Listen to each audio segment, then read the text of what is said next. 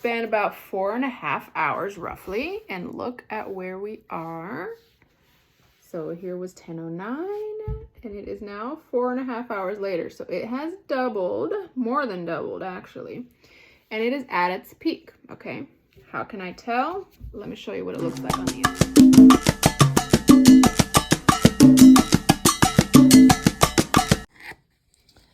You see how there are bubbles at the top? Bubbles are there, and it's wavy. It's no longer domed. As it's rising, it is completely domed, and as it has hit its peak, it starts to form a wavy texture, and the bubbles come to the top.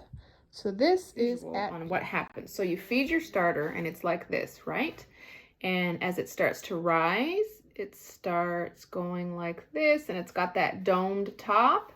It domes, it bubbles, it starts to fall back down. And what you're trying to catch it is right as it starts to fall back down. So it's going, it's domed, it's domed, and then the surface kind of hangs out here. It starts to get wavy, and then it starts going back down. So that's why you can see that wavy surface as the bubbles at the top, and it's no longer domed, it's wavy, and it's fixing to start lowering back down.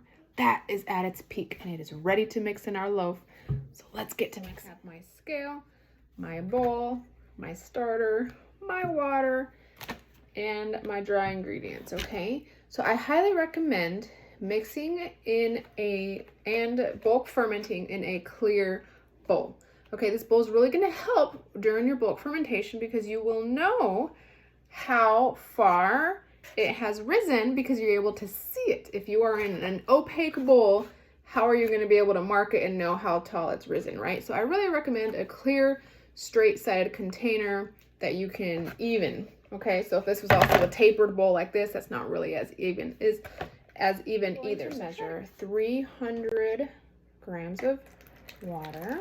You can go anywhere between 300 to 320 grams. That's still very low hydration. It's perfect beginner friendly recipe. So I'm gonna go to 320. All right, 320 grams of filtered water. Next, I'm gonna go in with my 65 grams of my active bubbly starter. You saw it.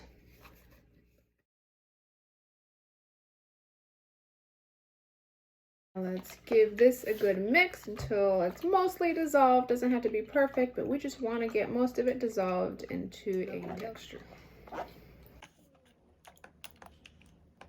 We're going to add our dry ingredients. Now I already have this little pre-measured amount, but this is my 500 grams of flour, 10 grams of salt, and about a tablespoon of sugar. You can omit the sugar if you want to. I like to add it in there because it really enhances the flavor. It's less than a tablespoon. So omit it if you want, but I have these already pre-measured in here. So I'm just gonna dump this in here. And we are going to mix till there is no more dry flour bits.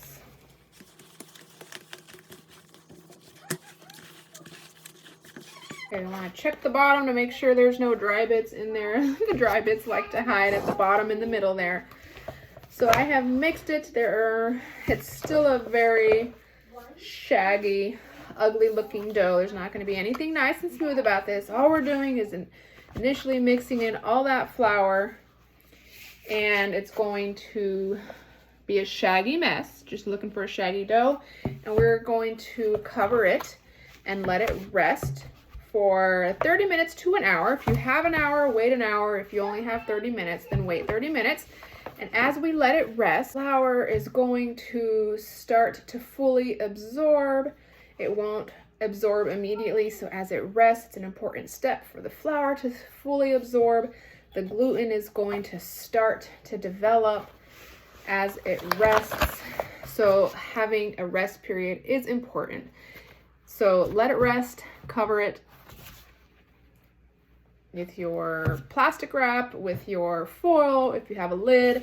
I love these bread bowl covers, and it just enough to keep the moisture in, and you don't want it just to dry out, but keep it in there, and we will be back in 1 hour. And now we are going to do our first set of stretch and folds, okay? I'm also gonna show you a slap and fold that I love to do. And the slap and fold, this is going to be the one and only time you are gonna do this slap and fold, which is a bit rougher than your typical stretch and fold. And I like doing it because at the very beginning of the process, it gives your dough a head start and a kick start in gluten development. So the stronger gluten development that you have, the stronger, fluffier bread you're gonna be. Your gluten is what? It's your structure.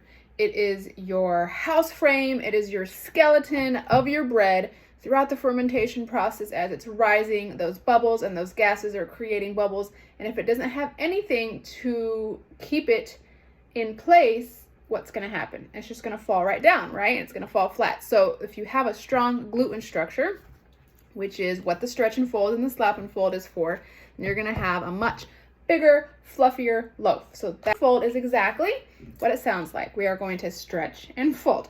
So I'm going to grab this corner here, pull it up, give it a shimmy, and fold it over. And I'm going to do that and rotate the bowl and do it on all 4 sides, okay? So I have my little cup of water here because the water will help from the dough from sticking. Don't add so much water to where you're actually adding water to the dough, but just enough to where your hands are a little wet and it won't stick. So I'm going to grab the corner here.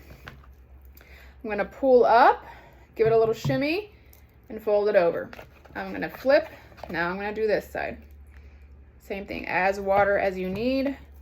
Grab it, stretch it. Don't tear it, just pull until it feels like it's fixing to tear. And go over to the other side. I still got 2 more sides to go. Same thing. Pull, shimmy, other side. Last side.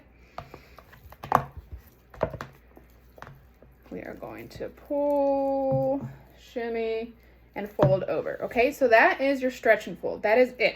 But since this is the first initial one from after letting it rest, after our initial mix, we're going to do the slap and fold. The slap and fold, so we are going to grab, we want it to do a clamshell. You see how it's going to clamshell shut, and as it shuts, we want it to fall like this, okay? And we're going to do it in a really quick motion, and you will literally watch the dough change before your eyes, okay?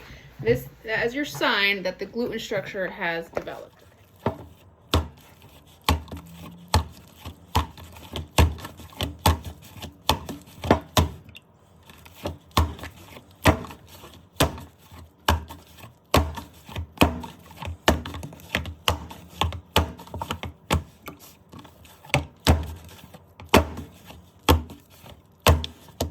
Did you see how the dough literally changed before our eyes? And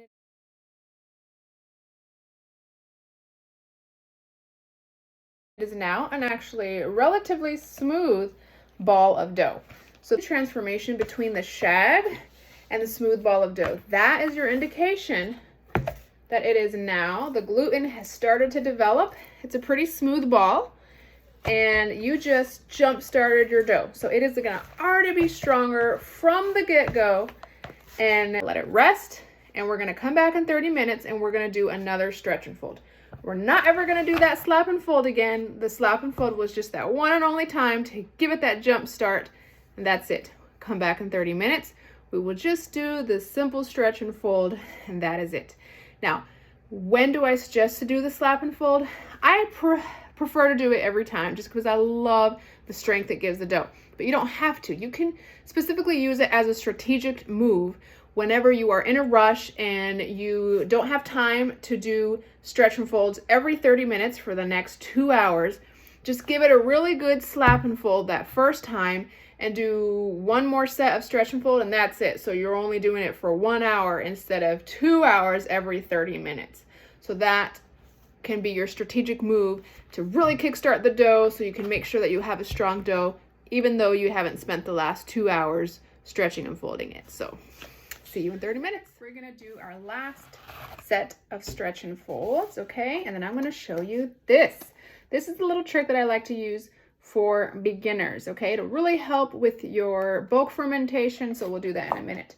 So quickly, let's do our stretch and fold. Same thing as we did before. Now you will notice each time you do it, it's gonna be a stretch a lot easier and look silkier and smoother with every stretch and fold, okay? So we're just gonna do the same thing. We're gonna grab it. We're gonna pull until it feels like it's not gonna give any longer. Over. Next side. See how much better it's stretching already? Beautiful silky dough.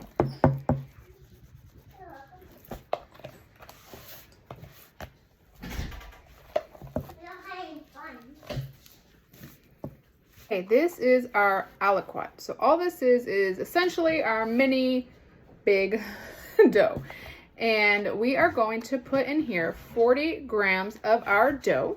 Once it reaches the top of the lid, that means bulk fermentation is complete. You are ready to shape. So it's just a lot easier to gauge as a beginner until you learn how to read your dough. It's a lot easier to read this than it is to read this and figure out what to do. Like, is it ready? Is it jiggly enough? Oh, I don't know what to do.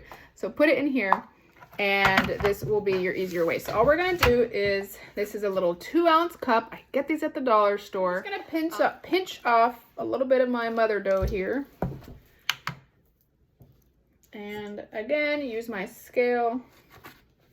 Oh, that's 50 grams. It's way too much. And you can really use any size little bowl. If you don't have this exact 2-ounce bowl, you can still use any size bowl. The theory is just to make sure it is half full, okay? That way you can know whenever it's risen by 50%, right? So that's the goal. We're at 43, just take a little bit more off. 40, okay? So I got my little 40 grams in here. I'm just gonna kind of mash it down a little bit, make sure it's even.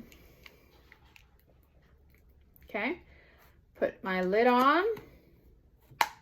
Okay, got my 40 grams in here, and as soon as, see how it's kind of domed on the top? As soon as that hits the top, bulk fermentation is complete, and I can go ahead and dump it out and shape it. Now the key to make this work is to keep this everywhere your mama dough is here. So stick it in here on the top, put your lid back on, okay, and let it sit everywhere together. Because if you have your mom dough here and your baby dough way over there, it's not going to be the same temperature. It's not going to work. So keep it together at all times. And as soon as your dough reaches the top in your little cup, bulk fermentation is complete and we will start shaping it. So I will see you after bulk fermentation is complete.